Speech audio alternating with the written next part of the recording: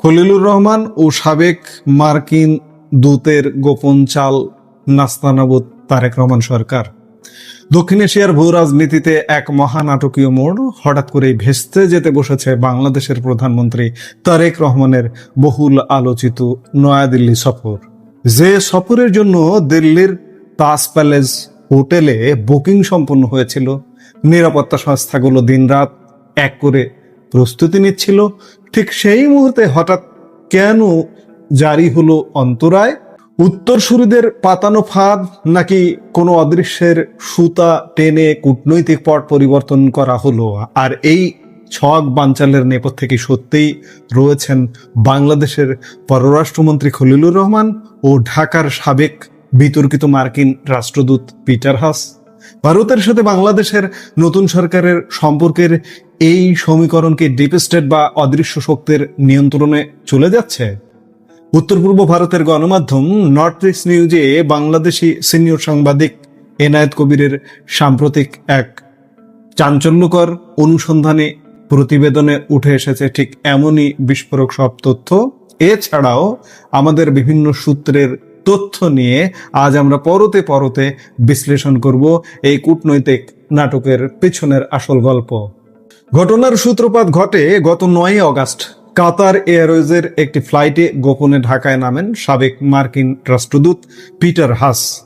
আনুষ্ঠানিকভাবে তিনি আন্তর্জাতিক জ্বালানি সংস্থা এক্সেলারেট এনার্জির কৌশলগত উপদেষ্টা হিসেবে এসেছেন বলে বলা হলেও ঢাকার রাজকীয় ইন্টারকন্টিনেন্টাল হোটেলে ওঠা মাত্রই তার একের পর এক গোপন বৈঠক শুরু হয়।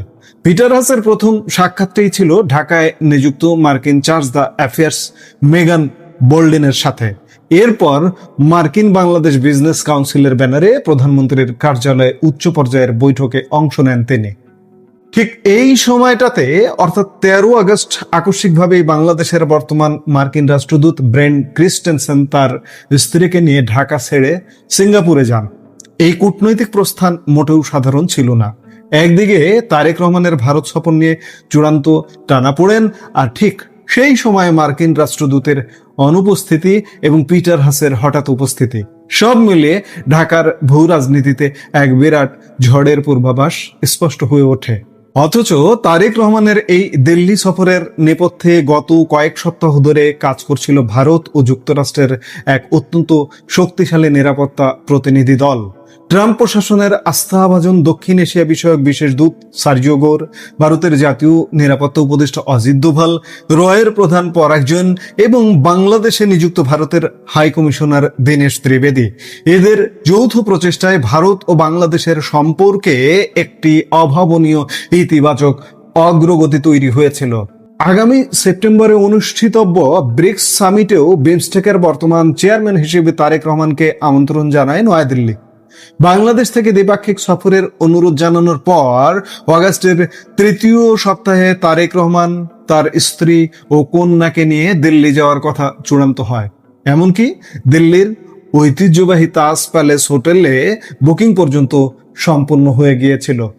কিন্তু ভারত বাংলাদেশ সম্পর্কের এই নতুন সূচনার মধ্যে থাবা বসালো এক অদৃশ্য হাত। 16 আগস্ট হঠাৎ করেই বাংলাদেশের পররাষ্ট্র মন্ত্রণালয় থেকে একটি অভাবনীয় ঘোষণা আসে। বলা হয়, ভারতে নির্বাসিত সাবেক প্রধানমন্ত্রী শেখ হাসিনাকে যদি বাংলাদেশের হাতে ফেরত না দেওয়া হয় তবে প্রধানমন্ত্রী তারেক রহমান নয়াদিল্লি সফর করবেন না। এবং এই 16 আগস্ট দিনের দ্বিতীয়ার্ধে ভারতীয় হাই কমিশনার দীনেশ ত্রিবেদীর সাক্ষাতের কথা ছিল পররাষ্ট্রমন্ত্রী খলিলুর রহমানের সাথে, সেটিও কিন্তু হয়নি। কূটনৈতিক বিশ্লেষকদের মতে সরকারের এই আকস্মিক ও একতরফা সিদ্ধান্তের মূল রূপকার পররাষ্ট্রমন্ত্রী খলিলুর রহমান। তিনি শেখ হাসিনার প্রত্যর্পণ ইস্যুতে এক চরম ও কঠোর অবস্থান গ্রহণ করেন। পররাষ্ট্র মন্ত্রণালয়ের মুখপাত্র এ.কে.এম. শহীদুল করিম স্পষ্ট জানিয়ে দেন, এই সফরের জন্য একটি উপযুক্ত পরিবেশ তৈরি হওয়া প্রয়োজন। ঠিক সেই সন্ধ্যায় পররাষ্ট্রমন্ত্রী খলিলুর রহমান দাবি করেন, ভারতের অনাগ্রহের কারণে তারেক রহমানের সফর অনিশ্চিত হয়ে পড়েছে। অথচ ভারতীয় কূটনৈতিক সূত্রের খবর সম্পূর্ণ ভিন্ন। দিল্লি জানিয়েছে, ঢাকার পররাষ্ট্র মন্ত্রণালয় থেকে আনুষ্ঠানিকভাবে 3টি শর্ত সম্বলিত কোনো চিঠি তাদের কাছে পাঠানোই হয়নি। গণমাধ্যমে প্রচার করেই মূলত এই পরিস্থিতি তৈরি করা হয়েছে। ভারতের সংবাদ মাধ্যম দ্য ইন্ডিয়ান এক্সপ্রেসে প্রকাশিত প্রতিবেদন অনুযায়ী শেখ হাসিনাকে ফেরত পাঠানোর বিষয়টি রাজনৈতিক ও কূটনৈতিক সিদ্ধান্তের ওপর নয়, বরং ভারতের স্বাধীন বিচার ব্যবস্থার ওপর নির্ভর করে। সুতরাং যে বিষয়টি অফিসিয়াল টেবিলে আলোচনার পর্যায়ে ছিল, সেটিকে এভাবে শর্তের দোহাই দিয়ে প্রকাশ্যে বানচাল করার নেপথ্যে খলিলুর রহমানের ভূমিকা গভীর প্রশ্নের জন্ম দিয়েছে। 2025 সালের নভেম্বর থেকে ভারতের পররাষ্ট্রমন্ত্রী এস জয়শঙ্কর এবং সাউথ ব্লক বিএনপি প্রধান তারেক রহমানের বাংলাদেশের প্রত্যাবর্তন এবং গত 12 ফেব্রুয়ারি নির্বাচনে বিএনপির প্রতি প্রায় প্রকাশ্য সমর্থন জুগিয়ে আসছিল। উদ্দেশ্য ছিল আঞ্চলিক স্থিতিশীলতা ও নিরাপত্তা নিশ্চিত করা। কিন্তু নির্বাচনে জিতে তারেক রহমানের সরকার গঠনের 6 মাস পেরিয়ে গেলেও ভারতের প্রধান দাবি অর্থাৎ ভারতের নিরাপত্তা সংক্রান্ত ঝুঁকি নিয়ে ঢাকার পক্ষ থেকে কোনো কার্যকর সমাধান মেলেনি। সম্প্রতি জাতিসংঘের নিরাপত্তা পরিষদ পর্যন্ত বাংলাদেশে আল কায়েদার সম্ভাব্য আঞ্চলিক ঘাঁটি গড়ে ওঠার বিষয়ে ভারতকে সতর্ক করেছে। এই চরম নিরাপত্তা ঝুঁকির প্রেক্ষাপটে জুন মাস থেকে পুরো বিষয়টি ভারতের জাতীয় নিরাপত্তা আমলাতন্ত্রের অধীনে চলে যায়।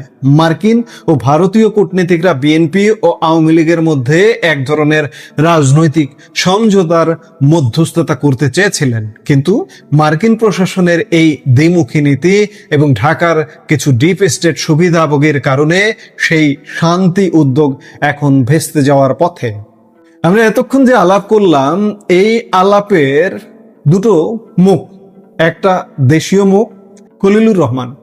এই খলিলুর রহমান তারেক রহমানের সরকারে ঢুকে তারেক রহমানের পররাষ্ট্র নীতিকে কিন্তু একদম লেজে গোবরে পাকিয়ে ফেলেছে।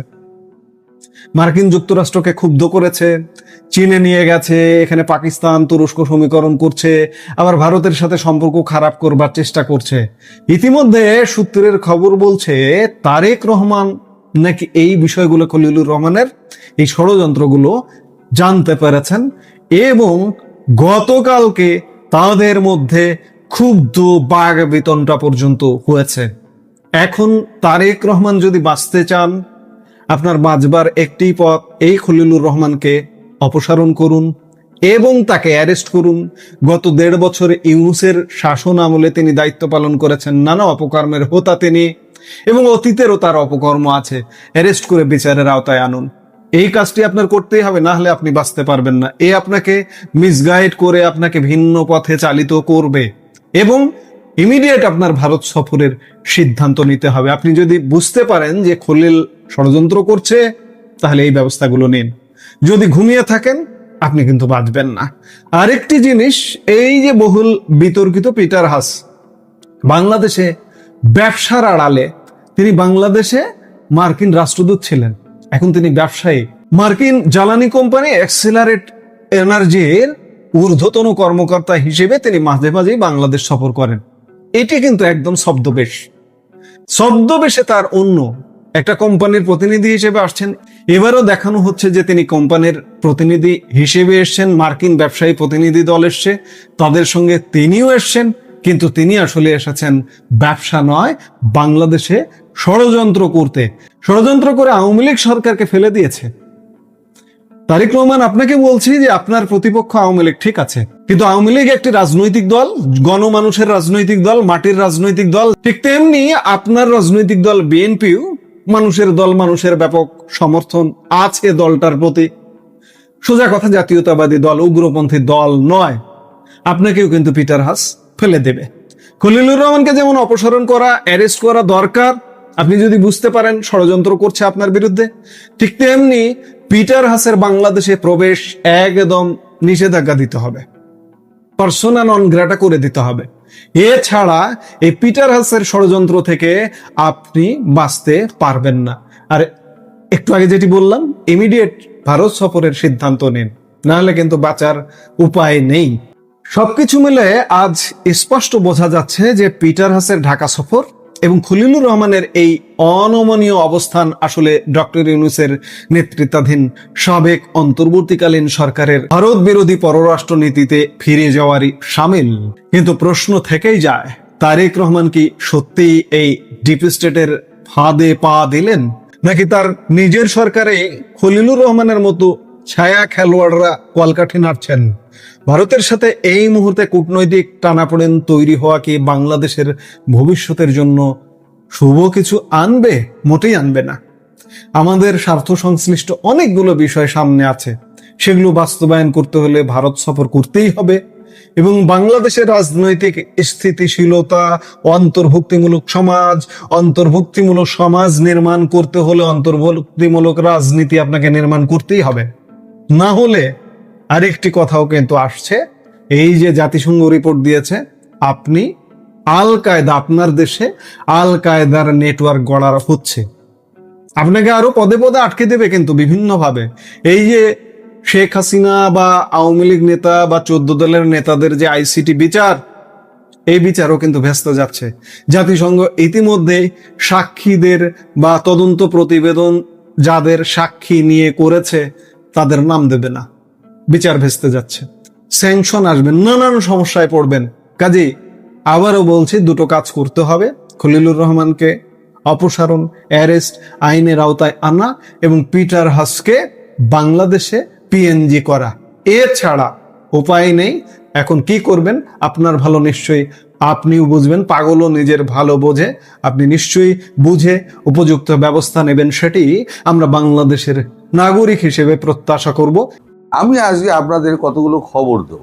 সবার শেষে দেব শেখ হাসিনাকে নিয়ে একটি চমকপ্রদ খবর, যেটা বাংলাদেশ সরকার ভাবতে পারছে না। প্রথমে আসি, আমাদের কাগজ লিখেছে, আনন্দবাজার, সর্বাধিক প্রচারিত বাংলা দৈনিক আনন্দবাজার লিখেছে, দুটো শর্ত দিয়েছে। এই দেখুন, আমি দিয়ে দিলাম। দুটো শর্ত দিয়েছে, এই দুটো শর্ত না মানলে পরে মানে অনুকূল পরিবেশ হচ্ছে না।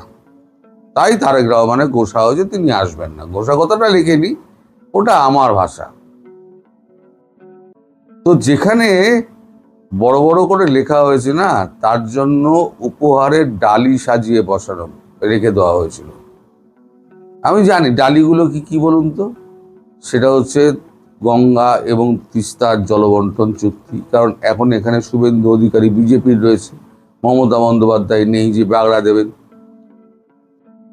এই দুটো জলবন্টন চুক্তি, কিছুটা প্রধানমন্ত্রী একদম মধ্যখানে কোনো লোক নেই, আলোচনা একেবারে 80 ভাগ এগিয়ে যেত। দ্বিতীয় হচ্ছে পণ্য সরবরাহ, তৃতীয় হচ্ছে ট্রান্সশিপমেন্ট এবং চতুর্থ হচ্ছে ভিসা, অবাধ ভিসা আর কি। আপাতত এই চারটি নিয়ে আলোচনা হওয়ার কথা ছিল। এখন শেখ হাসিনাকে মূর্তিখানে এনে এরা যে গড়বড়টা করে ফেলল, শেখ হাসিনাকে ইস্যু করে দেশটার 12টা বাজালো। আর শেখ হাসিনা একটা ব্যক্তি, তার সঙ্গে দেশকে জড়াচ্ছ কেন? এটা কোন দেশের কূটনীতি? এরা কূটনীতি কও জানে না। কূটনীতি কিভাবে করতে হয়, শত্রুর সঙ্গে হাত মেলালেও মুখে কিন্তু একটা মৃদু হাসি থাকে এবং বডি ল্যাঙ্গুয়েজ খুব পজিটিভ থাকে। তারেক রহমান যদি এটা করতেন সব ভয়কে উপেক্ষা করে, তাহলে কিন্তু দেশটা বেঁচে যেত এবং তারেক রহমানের কপালে কিন্তু দুঃখ থাকতো না। কিন্তু তারেক রহমান করলেন ঠিক উল্টো। যদি এতই ভয়, তাহলে প্রধানমন্ত্রী হতে গেছিলেন কেন বাংলাদেশের মতো একটা রাষ্ট্রের? যদি আপনার দম না থাকে, নরেন্দ্র মোদী দেওয়ার জন্য রেডি হয়েছিলেন, কিন্তু আপনাদের কাজ। এখন নরেন্দ্র মোদী বলছেন যে আমরা এখন আদালতে যাব। আদালতে মানে আমাদের সুপ্রিম কোর্ট। সুপ্রিম কোর্টে গিয়ে আমরা তখন বলবো যে এই আমাদের এই নীতি বহির্ভূতভাবে আমাদের কোনো কাগজপত্র কিছুই পাঠায়নি, বিচার প্রক্রিয়া কিভাবে হয়েছে তা আমরা জানি না, রায়ের কপি আমাদের কাছে নেই, শুধু মুখে বলে দেওয়া হচ্ছে। এটা তো মুখে বলে, সব কাগজে কলমে কিছু করে না, শুধু মুখে বলে দেওয়া হচ্ছে। মুখে বলে দিয়ে আমাদেরকে বলা হচ্ছে যে শেখ হাসিনার প্রত্যাবর্তন চাই, প্রত্যর্পণ চাই। দুটো একই রকম ভাষা হয়ে যায়, গন্ডগোল হয়ে যায়। প্রত্যর্পণ চাই। তা ভারত ওটা নিয়ে কথা বলতো যদি তারেক রহমান ফেয়ার ইলেকশনের কথাটা বলতেন এবং আওয়ামী লীগের ওপরে যদি এই যে বিধি নিষেধ জারি হয়েছে যেটা ইউনূস করে গেছিল, এবং উনি একেবারে সরকারি ধাব্বা মেরে দিলেন। তার মানে ইউনূসের দেখানো পথে আপনি চলছেন। তাও ভারত নরম হতো, পরে দেখা যেত। কারণ ভারত তো মূল্য দিয়েছিল, জয়শঙ্করজিকে পাঠিয়ে তো মূল্য দিয়েছিল। কালকে নোট অফ ভারওয়াল দিয়েছে যে 23, 22, 23, 24 এই 3 দিনের মধ্যে আসলে আসুন, না হলে পরে আর আবার সময় হবে না, দিয়ে দিয়েছে। এই তো প্রত্যর্পণ চুক্তি, সেও হয়তো প্রত্যর্পণ হয়ে যেত আপনার ওই যে হাদির হত্যাকাণ্ডের, সেটাও একটা গিয়ে বলতে পারতেন। এখন আমাদের দেশের যে আইন তো চলে আমাদের একেবারে লিখিত যে কেতাব রয়েছে, সেই কেতাব অনুযায়ী, তার বাইরে এক বিন্দু যাবে না। সে সরকারের পক্ষে যাক, সরকারের বিপক্ষে যাক। এখন আপনারা তো সেই সুযোগটা নিলেন না। এখন শেখ হাসিনার ব্যাপারটা পুরোপুরি আদালতের হাতে চলে গেল। তার থেকেও একটা বড় খবর আছে।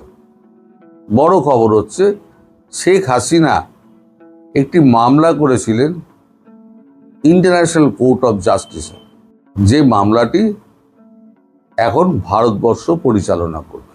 ইন্টারন্যাশনাল কোর্ট অফ জাস্টিসে যে কাগজপত্র উনি যা জমা দিয়েছেন, তাতে এটা পরিষ্কার হয়ে যাবে। এবং হরিশ সালভে, যিনি আমাদের হয়ে গভর্নমেন্ট অফ ইন্ডিয়ার হয়ে লড়বে, এ খবরটা আমি আগেও করেছিলাম।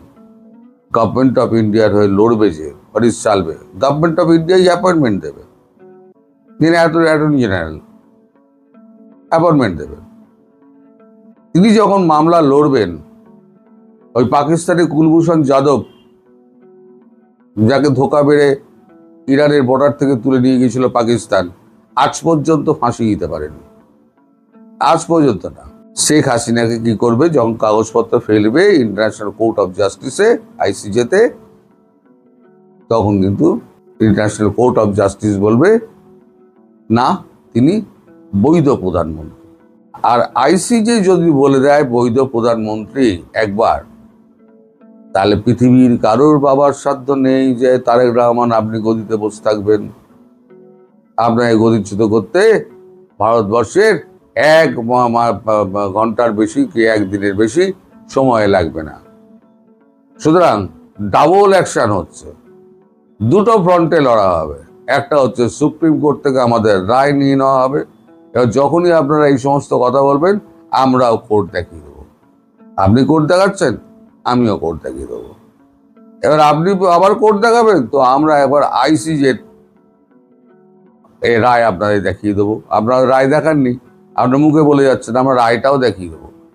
রায়টা দেখিয়ে দিয়ে এইবারেতে আমেরিকা, ভারত যৌথভাবে শেখ হাসিনাকে প্রধানমন্ত্রী হিসেবে দেশে প্রতিস্থাপন করবে। হ্যাঁ, আইসিজে রায়টা হাতে এলে দেশে শেখ হাসিনা তার আগে দেশে ফিরে যান, কোনো অসুবিধে নেই।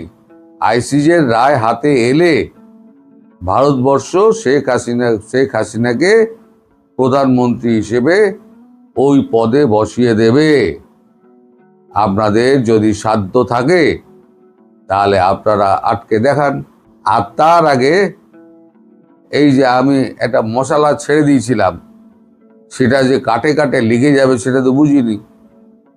তার আগে এই সমস্ত মালপত্র হরদীপ সিং পুরীকে ডাকলো বলে, মানে পেট্রোলিয়াম মন্ত্রী, আজকে যখন প্রহ্লাদ যোশী বসেছে, তাহলে রাত্রির দিকে নিশ্চয়ই হরদীপ পুরী নিশ্চয়ই বসবেন। আর তিনি বসলে পেট্রোলিয়ামও গেল। আর আমাদের আদানি তো হচ্ছে আপনার প্রাইভেট অর্গানাইজেশন, সেই তো বিজেপির দয়ায়, মোদি দয়ায় বেঁচে আছে। মোদি পায়ের কাছে পড়ে থাকেন দিন রাত, আম্বানি আর আদানি। তা আদানিকে ডেকে বলবে যে আদানি কারেন্ট হাফ করে দাও, 1/4 করে দাও। আদানির সঙ্গে সঙ্গে 1/4 করে দেবে, বাকিটা আমাদের ন্যাশনাল গ্রিডে দিয়ে দেবে, কারণ তার তো কোনো ক্ষতি নেই। সে যদি একটু প্রধানমন্ত্রী খুশি করতে পারে, তাহলে পরে তো লাফাতে লাফাতে চলে যাবে। তাহলে আপনাদের ভাগ্যে কি জুটলো? আপনাদের ভাগ্যে জুটলো, আদালত দেখিয়েছেন না, আপনাদের ভাগ্যে জুটলো, আপনার শর্ত দিয়েছেন তাই এবার ভারত শর্ত দেবে না, ভারত শুধু কাগজগুলো জোগাড় করছে। একটা হচ্ছে সুপ্রিম কোর্টের রায়, আর একটা হচ্ছে আইসিজের রায়।